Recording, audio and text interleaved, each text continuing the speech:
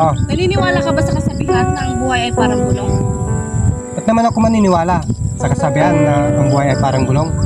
Na minsan nasa ilalim, minsan nasa ibabaw. Huwag kang maniwala doon. Bakit? Ba't ka naman lalagay sa ibabaw? Kung tamad ka, kung hindi ka nagsisikap, kung hindi ka nangangarap, at kung wala kang tiwala sa sarili mo, lalong wala kang Diyos na kinakapitan. Kaya dapat magsumikap ka, mangarap ka, magtiwala ka sa sarili mo, at ang Diyos ang kapitan mo sa mga pangarap mo. Pag nasa ibabaw ka na, ilagay mo parati ang Diyos sa takbo ng buhay mo, para kahit may pagsubok ka man, problema at pagdadaanan, kailanman ikahayaan ng Diyos na bumalik sa ilalim na dati mong kinalalagyan.